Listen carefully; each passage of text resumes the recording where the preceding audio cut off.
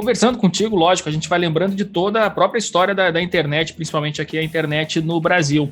E você passou por todas essas fases, né, dos negócios digitais. Então, teve a fase, por exemplo, dos blogs, que teve assim uma efervescência ali da blogosfera brasileira. Depois, as redes sociais começaram a tomar o protagonismo dos produtores de conteúdo, todos migraram, né? Os que não migraram tiveram que dar uma pivotada na carreira, né?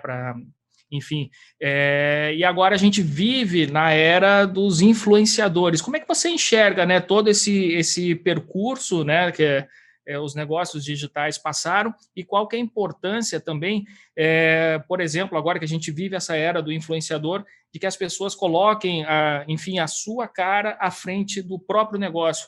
Isso é um dilema que eu vivo eternamente aqui no Administradores, né? Eu sempre trabalhei para construir uma marca, administradores.com, e eu não apareço muito, né? Aqui toco o podcast e tal, mas eu não exponho muito a minha própria imagem por lá.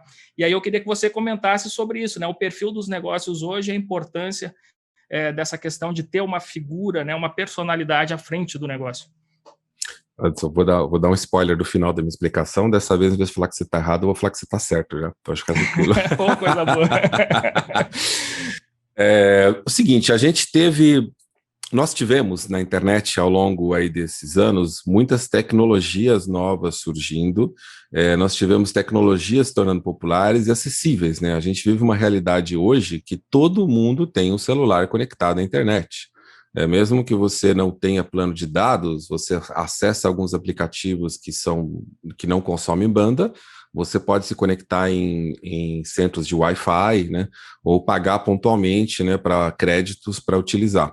Então você tem, não permanentemente, mas de certa forma, quase que 100% da população com acesso à internet em algum momento, a possibilidade de acessar sem muitas dificuldades. Mesmo num caso mais complexo, sei lá, onde você falou de a família inteira dividir o e-mail, né? A gente tem casos hoje que a família inteira divide o smartphone. É uma situação bem complexa, mas você tem acesso, né? E as redes sociais, elas vieram aproveitar esses recursos, né? Aproveitar a multimídia, né? Porque esse aparelho não somente acessa a internet, ele grava áudio, ele grava vídeo, você pode editar, né? Então, é quase infinita as possibilidades, depende do que você instalar nele, né?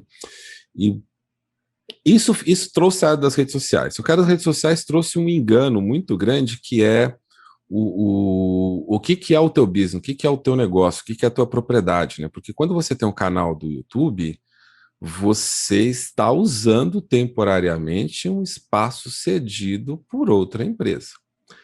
Não estou dizendo que não tem que ter canal de YouTube, você tem que ter tudo, porque assim, você tem que estar onde o consumidor está, né? Então você tem que ter canal de YouTube? Tem que ter Twitter.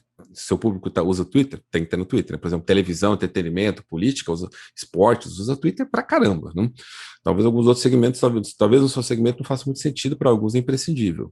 Instagram, você tem algo visual para mostrar, ele vai ser uma plataforma muito importante. Pinterest, né? Você tem fotos, imagens, Pinterest é fundamental. Então você tem que estar nas plataformas porque as pessoas estão, é o meio de expor seu trabalho, é o meio de se relacionar com a audiência, é o meio de ser lembrado, reforçar sua marca, mas não é seu.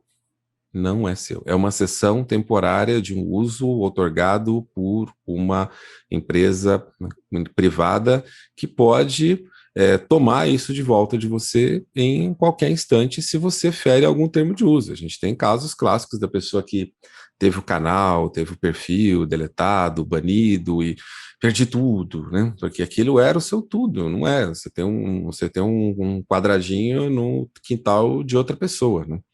E eu passo que quando você tem o site, a marca, né, a audiência, né, você tem logins, e-mails, dados do seu, né, e agora esses dados têm que estar devidamente autorizados para você fazer qualquer coisa com ele, mas quando você passa a ter isso, você passa a ter um ativo, você passa a ter um patrimônio que pode ser negociado. Vide, por exemplo, as aquisições recentes da Magazine Luiza, né? A Magazine Luiza comprou o Canaltech há pouco tempo, e hoje foi anunciado, né, quando sair esse podcast já vai ter alguns dias, a compra do Jovem Nerd, né? Jovem Nerd são os caras que fizeram podcast, fizeram site, fizeram e-commerce, usaram todas as mídias possíveis. Então, eu sou a favor dessa diversidade, né? O site, ele está registrado em seu nome, né? Se você trocar de provedor, você mantém o site, você mantém o seu nome. Isso é um ativo sobre o qual você pode trabalhar. Então tem que saber usar esse mix de comunicação que foi se desenvolvendo ao longo dos tempos e parar de achar que a coisa foi transformando de um lado para outro. Por um outro lado, existem as pessoas públicas, as personalidades, né? Que quando você está nessa, você é o seu trabalho, né? Quem está muito nesse estilo aí, muitas vezes são os atores, os músicos, e mesmo eles têm propriedade, né? Eles têm direito autoral sobre as músicas, direito sobre a participação nas séries, nos filmes, né?